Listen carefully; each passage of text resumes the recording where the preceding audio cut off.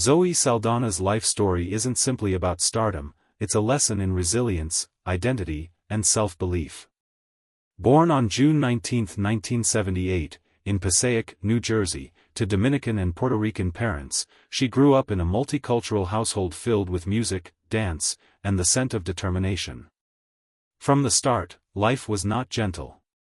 When Zoe was only 9, her father died in a tragic car accident. That moment shattered her childhood and forced her mother to raise Zoe and her sisters with grit and grace. Seeking stability and connection to their roots, her mother moved the family to the Dominican Republic. It was there, in a place far from Hollywood's lights, that Zoe's first dream was born, not of acting, but of ballet. In the Dominican Republic, Zoe joined one of the country's top ballet schools, where discipline, precision, and emotional control became her foundation. The teachers were strict, demanding perfection in every movement. For Zoe, ballet became an escape, a language through which she could channel grief, confusion, and longing into grace. Yet behind every pirouette was a silent struggle. The world of ballet often demanded a certain look, a mold she didn't fit. She was told her body type was wrong, her skin too dark, her presence too strong. Those comments could have broken her spirit, but instead they built her resilience. Zoe learned early that rejection doesn't define your worth, it tests your belief in it. When her family returned to New York City during her teenage years, she carried with her the discipline ballet had instilled. She joined a youth theater group called Faces, performing socially conscious plays that tackled real-world issues like addiction and family conflict. These performances sparked something deeper in Zoe, an understanding that art could be powerful, healing, and revolutionary. She realized that acting, like dance, was storytelling, but it allowed her voice to join her movement. Soon she was performing with the New York Youth Theater, where her raw intensity and authenticity drew attention. Her big break came unexpectedly. A casting director spotted her during one of her theater performances and invited her to audition for a film that would change everything, Center Stage, 2000. Zoe landed the role of Eva Rodriguez, a fiercely independent ballet student who refuses to conform to authority. Ironically, the character mirrored Zoe's own spirit, strong-willed, unfiltered, and unwilling to be boxed in. The film wasn't a massive blockbuster, but it became a cult favorite among young dancers and audiences who saw themselves in her rebellion. More importantly, it introduced Zoe Saldana to Hollywood as a force impossible to ignore. But success didn't arrive easily. After Center Stage, Zoe faced the harsh reality of typecasting and industry bias. When Avatar and Star Trek made Zoe Saldana a household name, it wasn't just because of her beauty or her acting, it was her unmistakable presence. There's something magnetic about Zoe that makes her impossible to forget, even beneath the layers of digital effects or elaborate costumes. Her characters breathe authenticity because Zoe doesn't act to impress, she acts to connect. She once said, "I don't do movies for fame or fortune. I do them because I believe in the story." That mindset would define the next chapter of her journey, one not of survival, but of self-mastery. After Avatar's massive success, Zoe was suddenly in demand everywhere. Studios wanted her in action franchises, directors sought her for emotional dramas, and fans adored her as one of the few actresses who could command both critical acclaim and blockbuster appeal. But Zoe didn't lose herself in the fame. She approached every role with the same humility she had as a young dancer struggling in New York. Her discipline, honed from years of ballet, kept her grounded. While others were swept up in Hollywood's glamour, Zoe focused on the work, constantly learning and evolving. She read scripts obsessively, trained for months for each role, and approached every character like a new challenge. Still, her path wasn't without pain. Fame brought immense pressure, expectations to stay perfect, to please audiences, to represent entire communities. The criticism that followed success could be brutal. When Zoe portrayed Nina Simone in Nina, 2016, a wave of controversy erupted. Many criticized the casting choice, arguing that the role should have gone to someone who more closely resembled Simone physically. Zoe faced intense backlash, but she handled it with grace, later acknowledging the valid points of the discussion. She said, "I should have known better, but I learned from that. I will forever be grateful for that lesson." This humility, owning mistakes and using them to grow, showed that Zoe wasn't just a star. She was a student of life. Through those challenges, Zoe found deeper strength in her heritage and identity. As a Latina and a Black woman in Hollywood, she had often been told she didn't fit neatly into any box. But rather than let that divide her, Zoe turned it into her power. She spoke often about embracing every part of who she is: Afro-Latina, American, mother, wife, artist. She didn't shrink to fit Hollywood's narrow molds, she expanded them. "I'm proud of who I am. I come from two worlds that are rich in culture, in passion, in love. I won't apologize for it," she declared. Those words became a rallying cry for underrepresented voices everywhere. Behind the camera, Zoe began shaping her destiny in new ways. She co-founded Bees, a digital platform designed to highlight stories about the Latinx community that were often ignored by mainstream media. When Zoe returned from her first major film set, she wasn't met with the red carpet treatment many imagine. Instead, she went home to reflection, doubt, and the realization that fame doesn't arrive overnight. It must be built through grit, one audition, one risk, one yes after countless no's.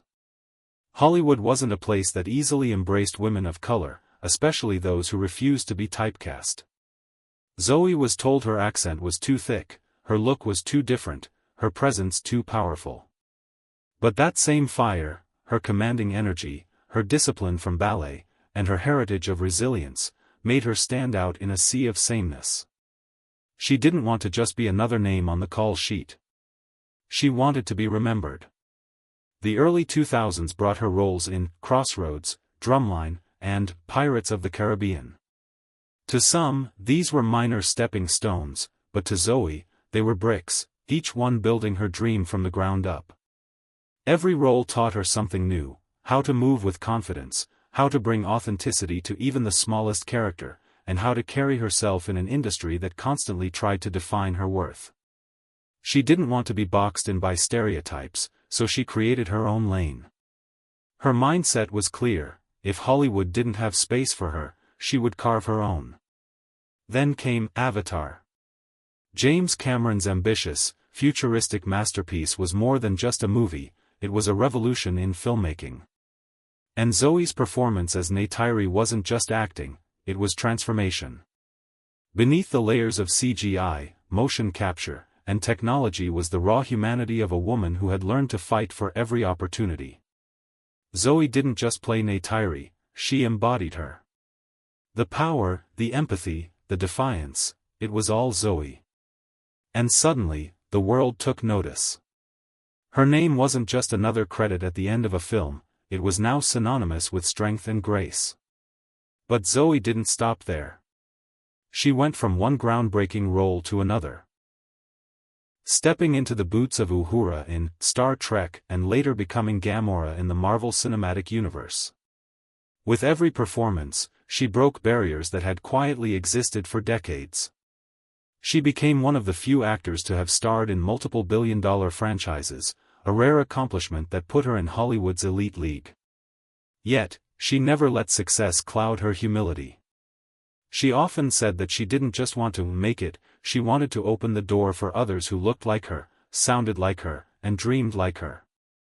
Behind the fame, Zoe faced challenges that few saw. Balancing her identity as an Afro-Latina, dealing with criticism about her roles, and enduring the pressures of fame tested her spirit. But Zoe was never one to bend to society's expectations. She embraced her culture fiercely, speaking openly about her Dominican and Puerto Rican roots and her deep appreciation for diversity. As Zoe's fame skyrocketed, she found herself at a crossroads many stars quietly face: the battle between identity and image. The world saw her as a Hollywood icon, but Zoe saw herself as a storyteller, a vessel for truth, emotion, and representation. Behind the glamour of red carpets and flashing cameras was a woman who constantly had to fight for creative freedom. Hollywood often praised her for her versatility, yet behind closed doors, the same industry tried to limit her potential. Zoe, however, was not someone who accepted limits easily. She understood that being in the spotlight wasn't just a privilege, it was a responsibility. Every character she played carried the hopes of countless dreamers watching her, especially young women of color who had never seen themselves represented in such powerful ways. Zoe once said, "You can't let fear paralyze you. You can't let other people's definitions of you shrink your dreams." And she lived by that mantra. Even as she took on colossal roles in Guardians of the Galaxy and Avengers, Endgame, she approached each one with the same hunger and discipline she had as a young dancer in Queens. She rehearsed tirelessly, studied movement, emotion, and presence. She poured herself into Gamora, giving the green-skinned warrior a soul, depth, and vulnerability that transcended fantasy. Gamora wasn't just a comic book character anymore, she became a symbol of inner strength, resilience, and redemption. But Zoe's path was never easy. She faced online criticism, cultural debates, and creative misunderstandings. At times, she questioned whether she belonged in an industry that still hesitated to give women like her the respect they deserved. Yet, each time she stumbled, she rose stronger. She used pain as fuel and setbacks as stepping stones. Rather than retreating, she pushed forward, proving that her talent was undeniable, her presence unstoppable. Zoe's mindset became her armor, she didn't chase acceptance. She built her own space where she could be authentically herself. Outside the film sets, Zoe was equally relentless. She founded her own production company with her sisters, determined to bring diverse stories to life, stories that Hollywood often overlooked. She wanted to give others the platform she once longed for.